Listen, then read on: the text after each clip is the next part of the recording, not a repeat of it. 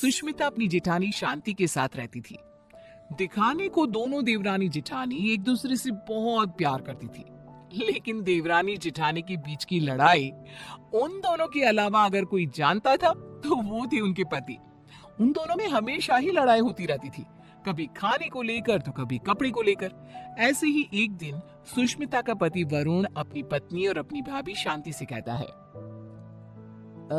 सुष्मिता भाभी और भैया, मैं सोच रहा था कि इस घर में एक नौकर रख लेते हैं, क्योंकि इस बड़े से घर में मेरी भाभी माँ और मेरी प्यारी पत्नी के अलावा और कोई नहीं रहता। इस घर की सफाई करने में इन दोनों का कितना समय बीत जाता है, ये हमारे लिए खाना कैसे बना पाएंगी। तो मैं सोच रहा हूँ कि इस घर में एक नौकर को ले आता हूँ। वरुण, आइडिया बुरा नहीं है, लेकिन इन दोनों का झगड़ा देखकर मुझे लगता है कि हमें 2 नौकर रखने चाहिए। भैया, इतना बजट कहाँ है कि हम 2 नौकर रख सकें। अरे आजकल नौकर कितने महंगे हो गए हैं। ये बात तो है। ठीक है, फिर 1 नौकर रख लेते हैं। हाँ, इस घर में नौकर ले आओ, लेकिन एक नहीं दो, क्योंकि जो नौकर मेरा काम करेगा मैं नहीं चाहती कि वही नौकर मेरी जेठानी का भी नौकर बनकर रहे। हाँ, मैं भी नहीं चाहती कि मेरा नौकर तेरा काम करे। हाँ, तो कह दीजिए ना जेठ जी को कि आपके लिए भी नौकर ले आए वो। हाँ, मेरा पति मेरे लिए नौकर तो ले ही आएगा ना, क्यों नहीं लाएगा। इस तरह दोनों के बीच एक बार फिर से झगड़ा हो जाता है। ये देख वरुण और विक्रम उन दोनों की लड़ाई में ना पड़ते हुए अपने अपने काम पर निकल जाते हैं, और काम पर जाते जाते दोनों भाई आपस में एक दूसरे से बात करते हैं। भैया, अगर यही हाल रहा तो हम लोगों को कभी भी खाना समय पर नहीं मिलने वाला। हाँ, तुम सही कह रहे हो वरुण, इसलिए आज शाम को ही हमें एक नौकर का बंदोबस्त करना होगा। इस तरह विक्रम और वरुण अपने काम पर चले जाते हैं, तो वहीं दूसरी तरफ सुष्मिता और शांति की बहस होती रहती है।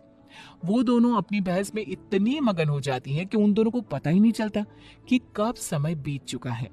ऐसे ही शाम हो जाती है, और शाम के वक्त जब डोरबेल बजती है, सुष्मिता दरवाजा खोलती है।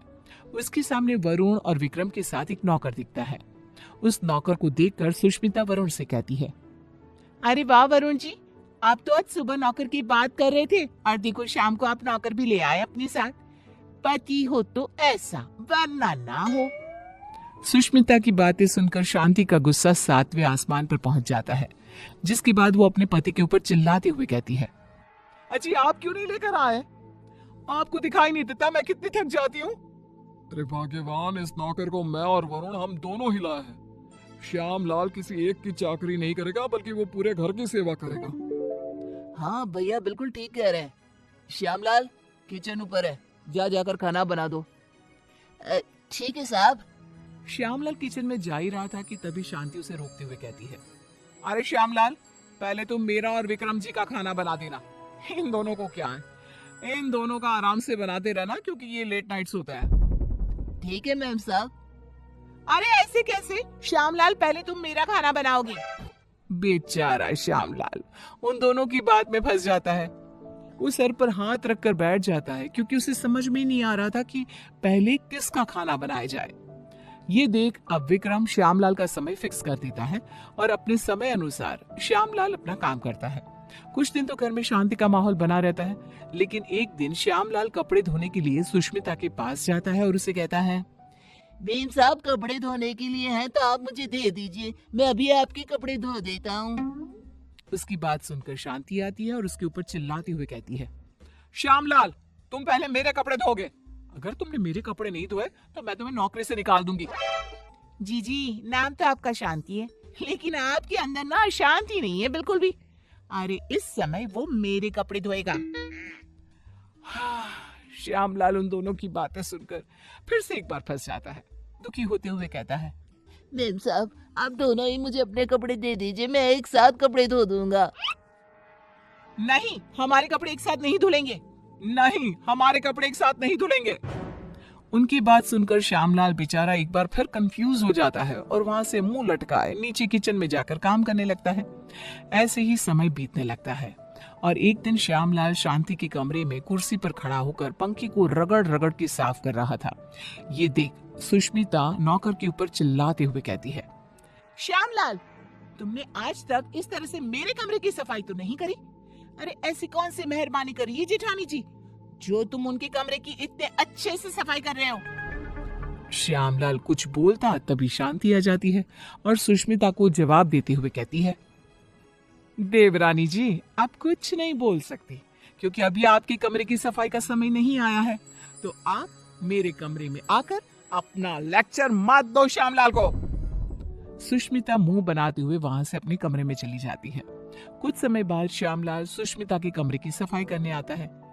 सुष्मिता श्यामलाल से अपने दरवाजे को भी घिसवाती है और अपने शीशे को भी चमकवाती है। कभी अपने कमरे के फर्श को अच्छे से रगड़वाती है और इस तरह श्यामलाल पूरी तरह से फंस जाता है। उसे समझ में ही नहीं आ रहा था कि इन दोनों को कैसे संभाला जाए, लेकिन वो बेचारा करता भी क्या, मजबूर था।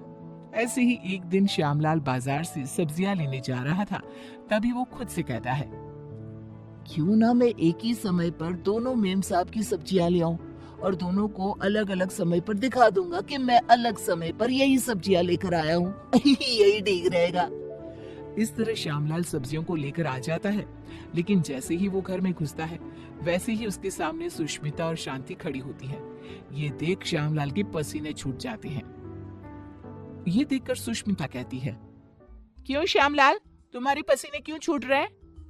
तुमने कोई गलत काम किया है क्या? श्यामलाल, मैंने कितनी बार मना किया था कि इसके काम के साथ मेरा काम नहीं करना, लेकिन तुमने फिर से वही किया ना जो तुम्हें नहीं करना था। इस तरह दोनों अब श्यामलाल को खरी खोटी सुनाने लगती है और इतना सुनने के बाद कोई नौकर उनके घर में काम कर ले, ऐसा तो हो ही नहीं सकता। इसलिए श्यामलाल ने जवाब देते हुए उन दोनों से कहा, मेम साहब माफ करना, लेकिन मैं आपके घर में और काम नहीं कर सकता क्योंकि एक ही काम दो दो बार करना बड़ा ही मुश्किल हो जाता है। अरे तो क्या तुम उसके पैसे नहीं ले रहे हो? उसकी ये बात सुनकर बेचारा श्यामलाल चुप हो जाता है और ना चाहते हुए भी उन दोनों का काम करना पड़ता है। अलग अलग समय पर एक ही काम 2 बार करता हुआ खुद को देख वो बहुत परेशान होता रहता है। परेशान होकर विक्रम और वरुण के पास जाता है और कहता है, साहब मैं और काम नहीं कर सकता, यहाँ एक ही काम 2 बार करना पड़ता है। अरे एक काम अगर कोई 2 बार करेगा तो परेशानी हो जाएगा ना, इसलिए मैंने अब ठान लिया है कि इतने कम पैसों में मैं नहीं काम करने वाला। अगर आपको काम करवाना है तो आप किसी दूसरे नौकर को ढूंढ लो। मैं तो यही सलाह देना चाहूंगा कि आप दोनों अपनी अपनी पत्नियों के लिए अलग अलग नौकर रखना, वरना उस बेचारे का भी मेरे जैसा ही हाल हो जाएगा। इतना कहकर श्यामलाल उनकी नौकरी उनको ही सौंप कर चला जाता है। इस तरह बेचारे वरुण और विक्रम परेशान हो जाते हैं। कुछ समय बाद उन दोनों की पत्नियां हॉल में आती है और अपने पतियों से कहती है, अरे श्यामलाल कहाँ है? अरे श्यामलाल कहाँ है? दोनों भाई एक दूसरे की तरफ देखते हैं और कहते हैं, वो काम छोड़कर चला गया। तुम दोनों ने उसके नाक में दम कर रखा था। अच्छा, तो हम लोगों ने उसके नाक में दम कर रखा था तो तुमने उसको निकाल दिया ना, तो अब इस घर का काम तुम लोग ही करोगे। हाँ, मेरी देवरानी बिल्कुल सही कह रही है, अब इस पूरे घर का काम तुम लोगों को ही करना होगा। इतना कहकर दोनों देवरानी जिठानी चली जाती है।